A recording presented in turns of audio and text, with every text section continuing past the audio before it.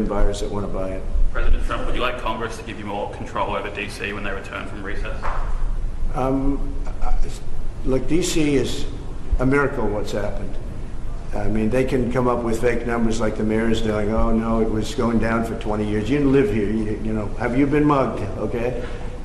D.C. was a hellhole, and now it's safe. And in fact, I put out this morning, I said, I hate to say this because it doesn't sound very good, but there have been no murders in D.C. in the last week. That's the first time in anybody's memory that you haven't had a murder in a week. And I think the mayor has to get on the ball because we have a situation, and she's a nice woman, but I'll tell you what, she's got to get on the ball. We have, I don't want to see phony numbers. D.C. hit an all-time high last year of absolute total crime. And it continued pretty bad.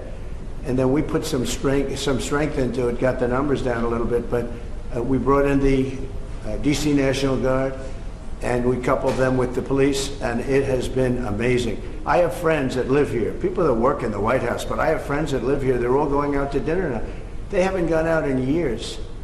One man, I told this story yesterday when we were with the police and with the National Guard. We had a great little celebration, brought them hamburgers, brought them pizza, but we were with them, and I told the story about one friend hasn't been out in 4 years to a restaurant, and now he's been out 4 nights in a row. He called me this morning, by the way. He said it's so safe. He feels like totally safe. He can walk. He's got a 10-block walk. He walks it. He wouldn't have walked those 10 blocks. He said it would be a chain of hell, he called it. He said it was just horrible. He had no chance of making it to the 10th block. And the mayor has to admit that. She can't say it was just like it hasn't been clean. Now it's going to be clean. I'm giving out a contract very soon. Susie's with me. We're going to be raising about $2 billion from Congress. And Congress is happy to do it. And we're going to wisely spend the money. We're doing it with Clark Construction. We're going to head out right from the Capitol and the White House. And if you look at a circle and go about 3 miles out, it's going to be beautiful. All those light poles, see the poles, they're rusting, and they got different lenses on top, if you look. I mean, just looking at so many different problems. And we're going to have this place beautified within a period of 12 months. The streets are going to be retopped, not ripped up and rebuilt, and they're no good after they rebuild them because they start settling. We're going to take off the asphalt and put beautiful, well-done asphalt. You know, if you have a good asphalt worker, it's the greatest thing you can have, but there aren't too many of them. But I know all the good contractors. So this place will be beautified within a period of months. So it'll be safe and beautified. And then the big question is, how long do we stay? Because if we stay, we want to make sure it doesn't come back. So we have to take care of these criminals and get them out of here. We've collected hundreds of career criminals. These are career criminals. You're not going to teach them to be nice. These are probably born that way. I don't know. But they're career criminals. They're very, very dangerous people. They would love to be with you for a little while and slap you around. But I put my money on this guy. He'd take them. Right? He'd take them down so quickly. He said, I don't want any part of it. No, people don't want to be that. And we have over 1,000 arrests. We're taking career criminals off the streets.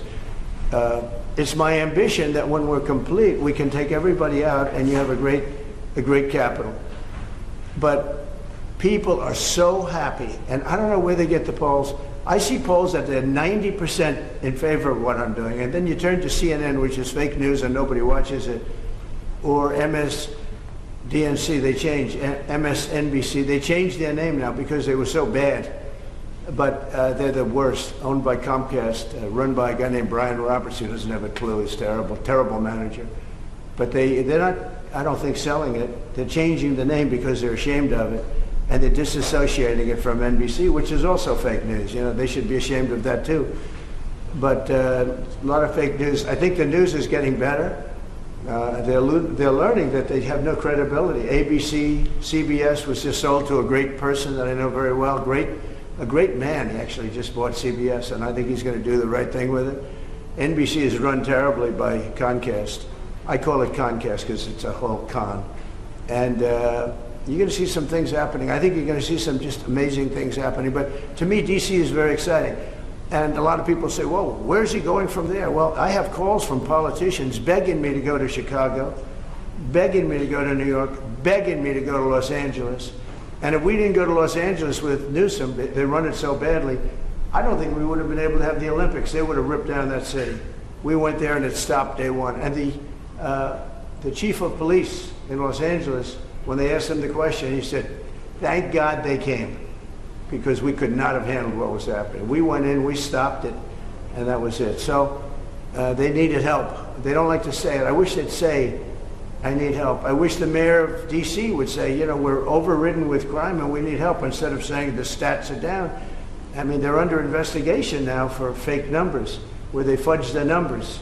And they did, there's no question about it. They said, oh, we're on a downtrend for 20 years. No, they're on an uptrend for 20 years. We are going to make D.C. totally safe. When people come from Iowa, Indiana, all of the beautiful places, and they're not going to go home in a body bag. They're not going home in a coffin. And it's very safe right now. There's been no murders since I started. And, you know, it's a terrible thing to say. Who would think that you have to say that there have been no murders? It's terrible. I wrote it this morning. I said, it's hard to say this, but it's actually good news, but it's a hell of a thing to say. There have been no murders in the last week. And nobody can remember the last time that this happened. And there won't be murders, because all the thugs are hiding, or they're being sent back to their countries, or they're in jail. And it'll only get better. But we're also doing the beautification, and I just wanted to see the store, because they have done a fantastic job. It's memorabilia, it's beautiful books, and beautiful everything. It's really, I think the fake news ought to go in and buy some stuff and make happy. I'd pay it, but then you say I'm trying to pay you off, so I don't want to do it. I'd pay the price, but if I did that, Margot, they'd say, he's trying to pay us off, and with the fake news, we can't be bought off. So anyway, so I just want to thank you all. We're going now, and I don't know if you're following. Are you following? We'll have a stop at the really beautiful, what will be beautiful. Right now, I can't use bad language, but it's been so badly run. And they built these cubes outside, these cubes. And there's stairways that go down to little rooms that nobody uses. It's so crazy what they did. They spent hundreds of millions of dollars. It's like throwing money out the window. They built cubes. All it does is block off the view. So I'm either going to use those cubes as a platform. You know, they go down to little stages, but nobody uses it. And we're taking care of our big, beautiful stages that people really want. And we have artists from all over the world wanting to come. I think we're signing the World Cup. The World Cup's going to have its primary office in the Kennedy Center. And again, I want to thank our board of the Kennedy Center. They have been absolutely incredible. But you may get a chance to see what we're going to do a little bit. I'll show you beautiful slabs of marble that, for the sake of cleaning and grouting, would look like they got put in yesterday by a top marble smith. So I want to thank you all, and I'll see you in 15 minutes, okay? Thank you. Thank you very much. Speaking to reporters at the People's House in Washington, D.C., President Trump touted his crime crackdown, highlighting the significant improvements in safety throughout the city. He pointed out that, for the first time in anyone's memory, there had been no murders in the past week, a remarkable achievement. Trump emphasized that the mayor of D.C. must acknowledge the city's past crime problems, as the crime rate had been on the rise for years, despite the mayor's claims of a downward trend. Trump credited the partnership between the D.C. National Guard and local police for the substantial reduction in crime, noting that citizens now felt much safer. He shared a personal story about a friend who, after 4 years, felt comfortable enough to go out to dinner and walk freely through the streets of the city, something that was previously impossible due to the high crime levels.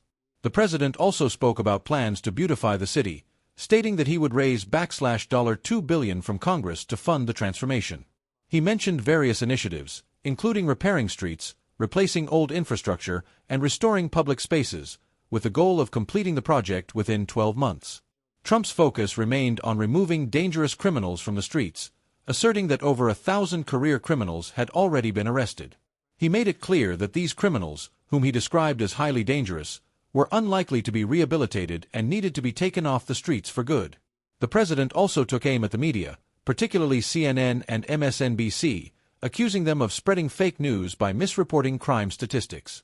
He claimed that these outlets were not accurately portraying the city's progress and were instead pushing false narratives about crime trends.